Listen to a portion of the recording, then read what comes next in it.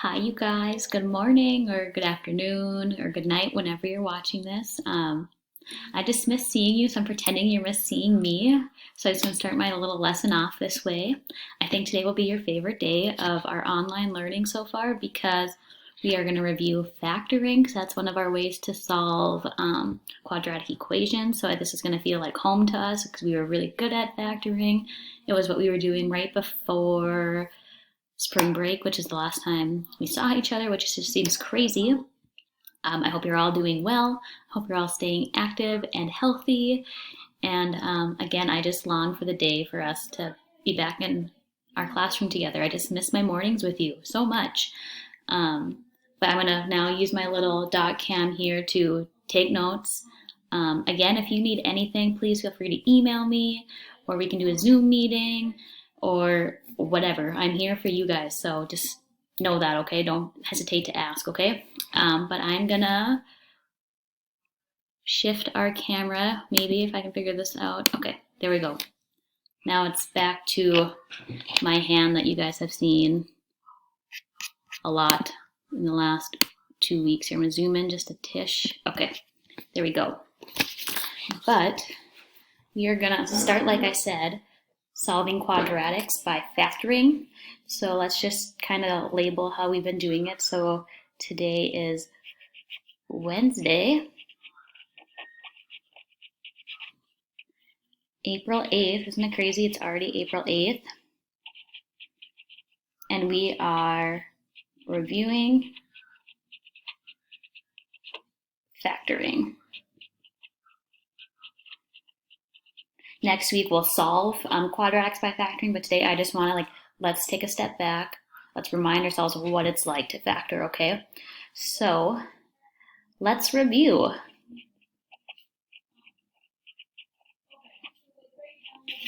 Okay, here we go. So I think once you see a few, you're like, oh yeah, I definitely remember this. I was good at this. But so remember, we would get a problem that looks like this.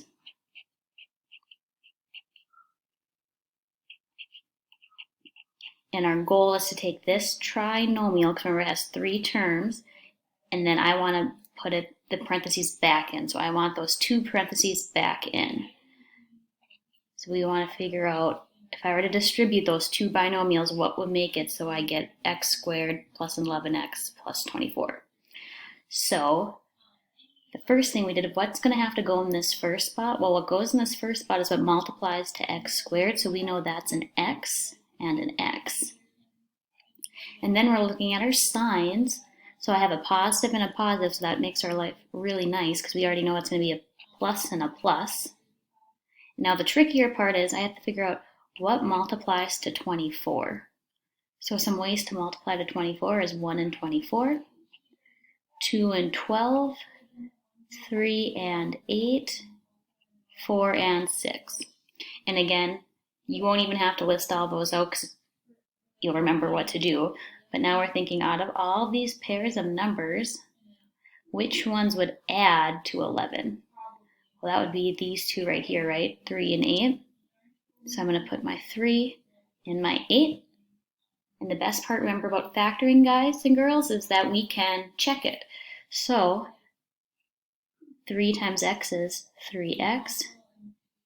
X times 8 is 8x. If I add those together, 3 and 8 gives me 11x, and that's what I wanted in the middle, so we are good to go. Maybe just to kind of, this was our answer right here. X plus 3 and x plus 8. You guys kind of remember that, I hope, a little bit?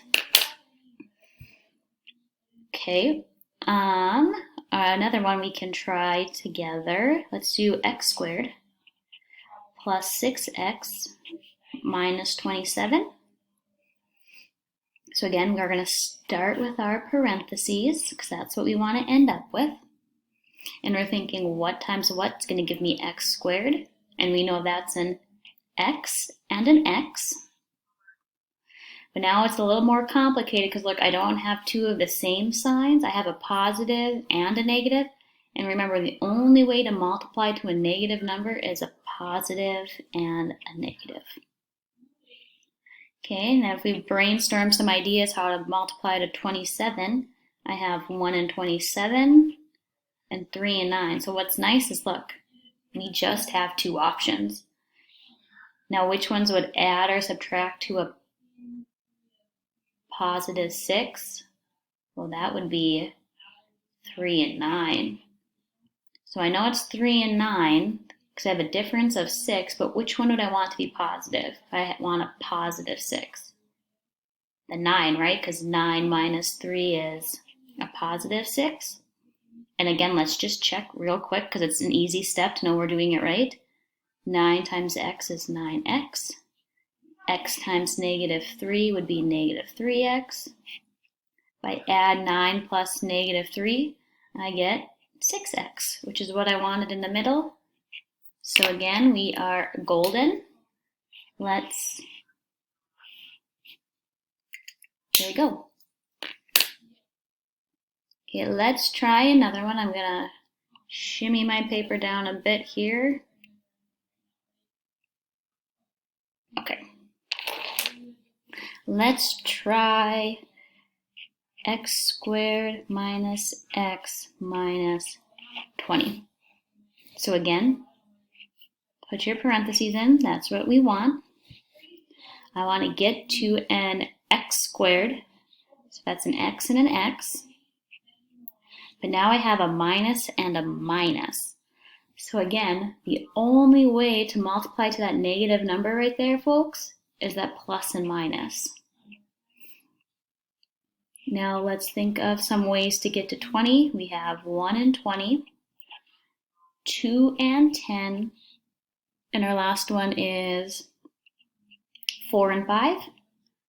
Now which ones have a difference of 1? Like which out of our pairs, which ones are 1 away from each other? Well, obviously not 1 and 20, not 2 and 10, but we know that 4 and 5 are. Oops.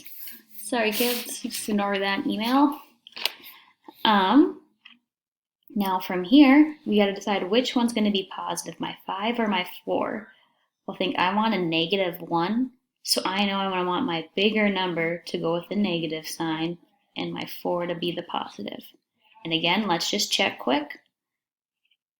4 times x would be 4x. X times negative 5 would be negative 5x. If I add those together, 4 plus negative 5 is indeed negative 1x, which is what we wanted. Are we getting the hang of this again? It's been, I know, a little bit of time. Okay, now I'm going to end with one like kind of more challenging problem here, okay?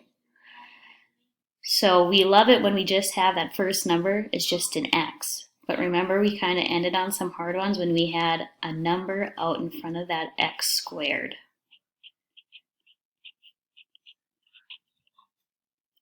So again, we're going to start with our parentheses. But this time, instead of just getting to an x squared here, we need to get to a 3x squared. So what's the only way to multiply to a 3? Well, we know 3 and a 1x, right? Okay, now we're looking at our signs. Fortunately, we have a plus and a plus, so I know it's just going to be a positive and a positive. And the other nice thing about this problem is I had to multiply to a 2. Well, there's only one way to multiply to a 2. It's 2 and 1. So from here, it's just placement. If I want to get to a 7, we have to just think about where would it make sense to put my 2, in this spot or this spot. And if you don't know, this is when it's just the educated guess and check. So just because I have my 2 listed first here, let's just put the 2 there and my 1 here. And now we just check. So I have 2x, 3x, 2 plus 3 is 5x. I wanted a 7, so did this work? No. But now, the easy switch is switch our spots of our 2 and our 1, and let's see if that helps us out at all.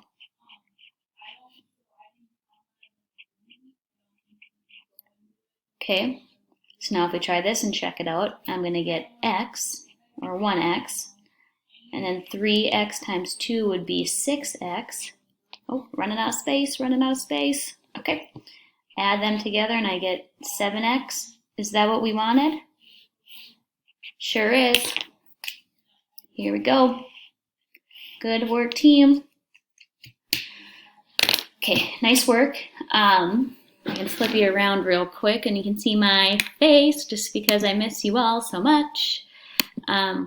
Homework or your practice is just gonna be on our Big Ideas website that we've done many times before in class. Remember, just go to www.bigideas.com, log in with Clever, and then sign in with Google.